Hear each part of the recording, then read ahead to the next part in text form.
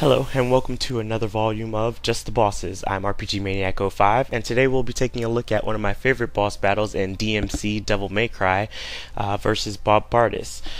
Barbas is one of Mundus' generals in the game and he functions as the propaganda spewer, so he is often seen on the news talking badly about people he deems terrorists, and Dante happens to be one of these people, so he is often bad-mouthing him and saying all kinds of fun stuff about him throughout the game.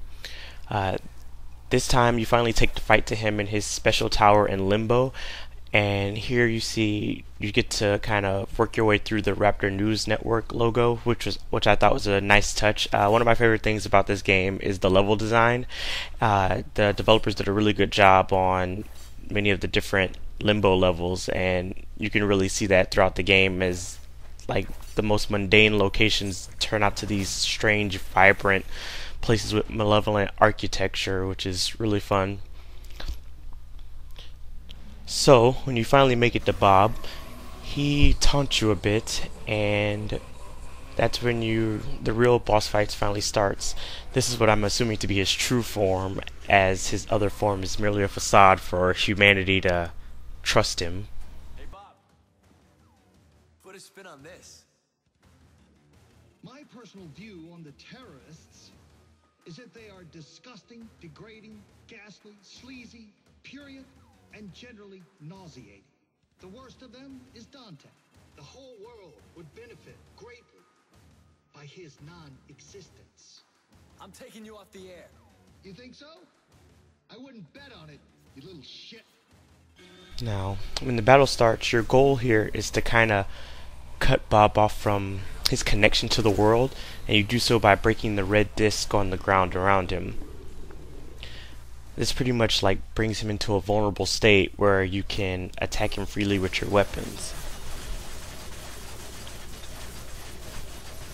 One of the weapons you see here is actually one you get from him when you beat him, so don't expect to be using that on your first playthrough fighting him. As you attack him, he will release like a small little area of effect burst, which you have to avoid so you don't, lose your style points and get damaged.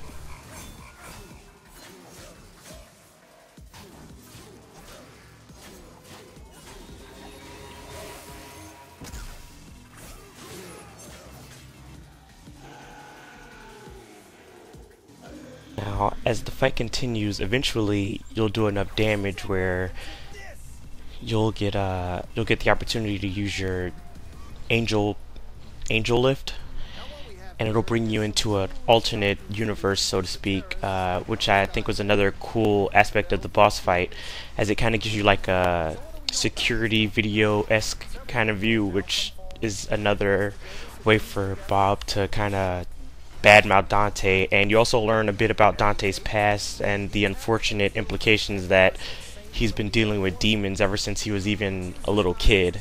So this seems to be confirmed throughout the game, based on his time spent in foster homes and his bad experiences. This also gives you the opportunity to build up your style points, which will help increase your rank later on at the end of the mission, among other things. Another cool thing about the combat system in this game is the ability to switch weapons on the fly, so you can kind of build up your combos that way as well.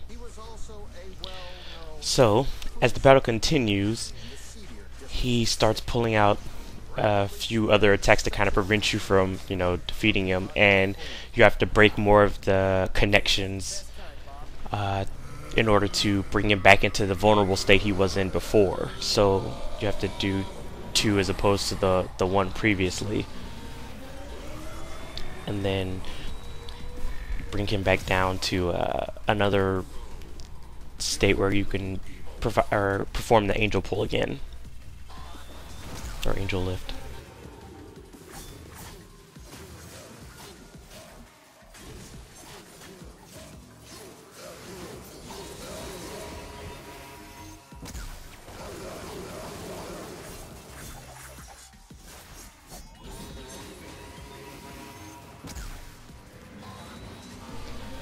As you learn his pattern of attacks or ways to get around his attacks, you can kind of make your way around the levels, so that way you can avoid, you know, taking damage during the boss fight. And the frequency of these attacks change throughout the battle, obviously, because as he gets more desperate to defeat you, he becomes a bit more aggressive.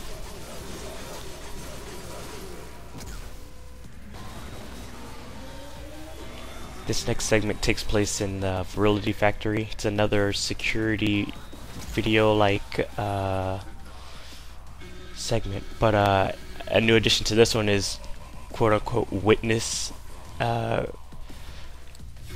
accounts of what happened in the factory, and they kind of only add fuel to the fire in terms of making Dante look like a terrorist.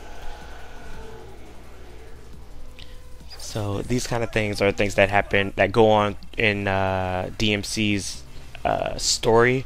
It kind of talks about how the demons have been essentially brainwashing mankind and turning them into soulless shells as they pump them full of things like virility, which basically causes them to rot inside out, and then using propaganda to pretty much finish the job by mind raping them and, you know, making them believe anything they want them to believe, so to the point where humans are pretty much just, you know, food for them.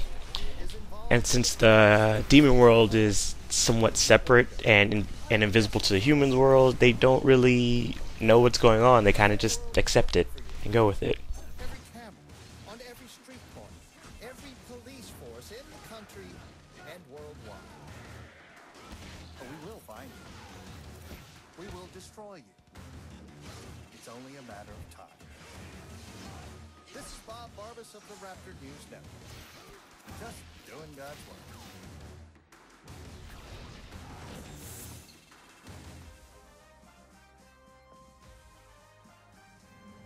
I interrupt this broadcast to bring you breaking news. The terrorist organization responsible for the recent attacks has been located and is being stormed by SWAT teams as I speak. Two of the terrorists identified in these images are known to be in the compound.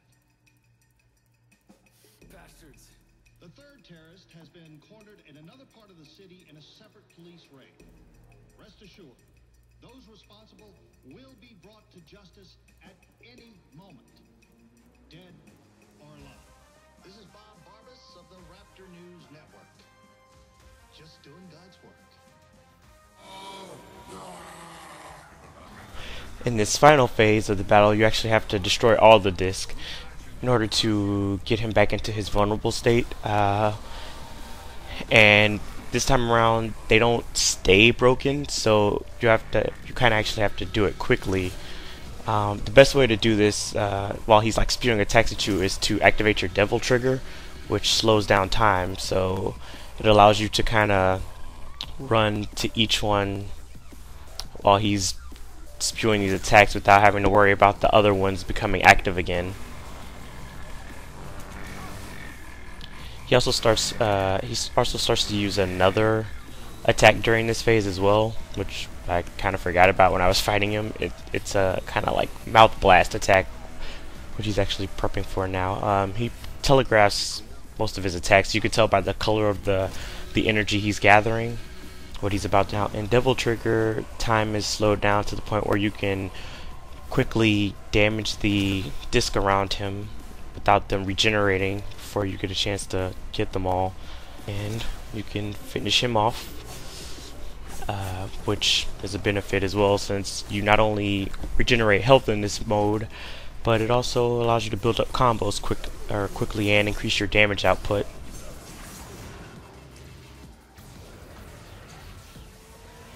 Breaking news, Bob.